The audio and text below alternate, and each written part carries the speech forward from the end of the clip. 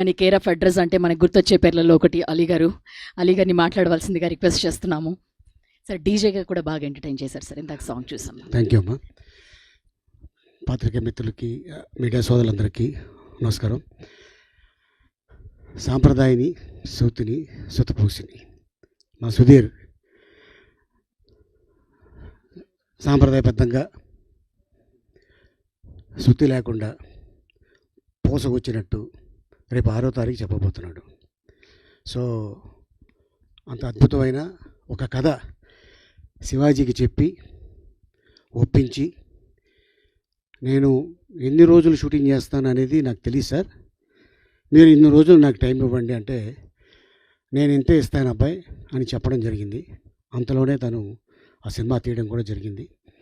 లక్కీగా మాకు ఓటీటీలో వెళ్ళే టైంకి ఆ సినిమా అనిల్ రావుపూడి గారు చూడటం, అబ్బాయి ఇది థియేటర్లో రిలీజ్ చేయండి చాలా బాగుంటుంది అని ఒక అద్భుతమైన ఐడియా ఇవ్వటం, దాంతో మా బనివాసు గారు ముందుకు రావటం అండ్ నిజంగా చాలా ఆనందంగా ఉంది.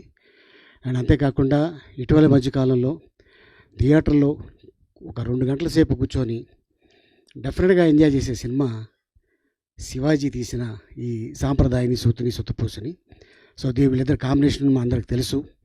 మిస్ అమ్మ, అలాగే టాటా బిర్లా మధ్యలో లైలా, అదిరిందే చంద్రం, అలాగే ఇప్పుడు 4వ సినిమా, ఇది 4వ కాంబినేషను ఈ సాంప్రదాయాన్ని, సూతిని, సుతపూసని. సో ఆల్మోస్ట్ నేను మిస్ అమ్మలో లేను కానీ ఈ 3 సినిమాల్లో అయితే ఉన్నా. అదిరిందే చంద్రం, టాటా బిర్లా, మళ్ళీ ఈ సాంప్రదాయం, సుతపూసని, ఈ కాంబినేషన్ డెఫినెట్గా పెద్ద హిట్ అవుద్దని నా నమ్మకం ఉంది. అండ్ డైరెక్టర్ మీద చాలా కాన్ఫిడెంట్గా ఉంది. ఎందుకంటే తను మాకు ఏదైతే చెప్పాడో అదే తీశాడు, ఏదైతే తీశాడో అదే చెప్పాడు.